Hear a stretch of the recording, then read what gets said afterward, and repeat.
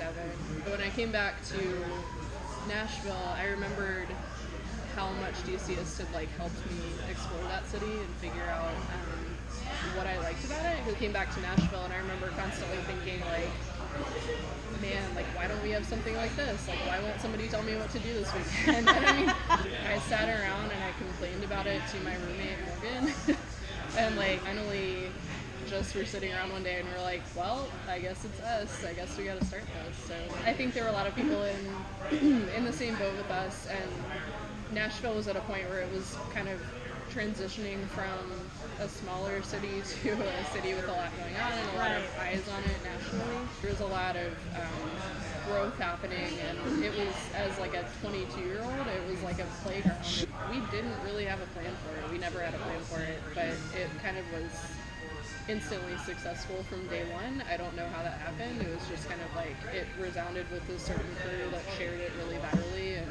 in a morning news post, and we had an evening news post. Yeah, I remember because that. I'm insane. I don't know how I kept up with that at all. We had bright and early, and we had bright and early. And happy hour was the news post. Yeah, it was usually me getting up and like scrambling through my RSS feeds and like putting together this post every morning, and then coming home after work and like doing the same thing.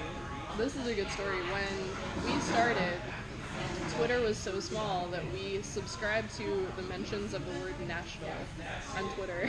It got us, I think, kind of an upper hand in terms of what was going on around town, because people like the Tennessean and the traditional news outlets hadn't figured that out yet. Like they hadn't figured out that that was a valid source of news. It was 2010, and the traditional news outlets still had this kind of belief that they needed a layer of approval between Twitter and getting things out. Yeah. So the flood happened on a weekend. It did, Nobody was in the newsroom. Yep. And so it was like, it had been seemed raining, like a rainy weekend, but it didn't really occur to me that like anything was going on until I saw that video, and I was just like, holy crap.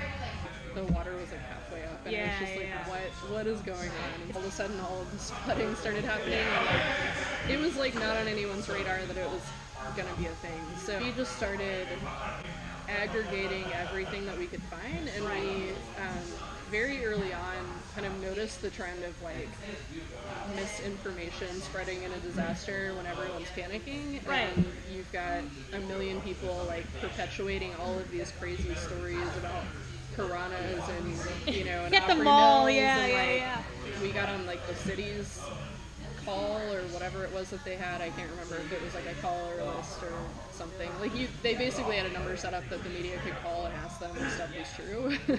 Really? And they would take it, and so people would be asking us, and we're like, well, why don't we just call the number like anybody else? And I think because of that, contact had started disseminating information through us, because they realized how much of an outlet it was that people were paying attention to. Right.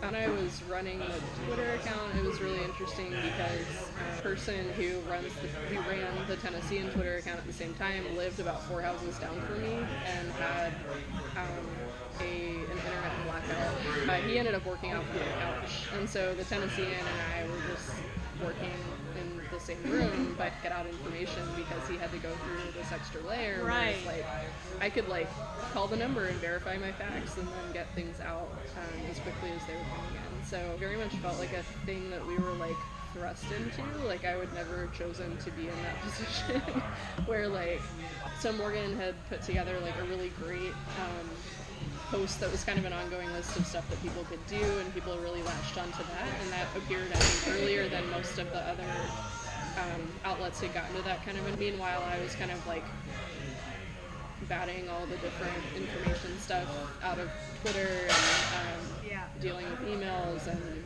trying to figure out what to do with all this like fire hose of information. Looking back on it, like I feel pretty good about it. I feel like we stepped up, and like we could have really like folded in that scenario, or us taking the platform that we had built and the community that we had built and like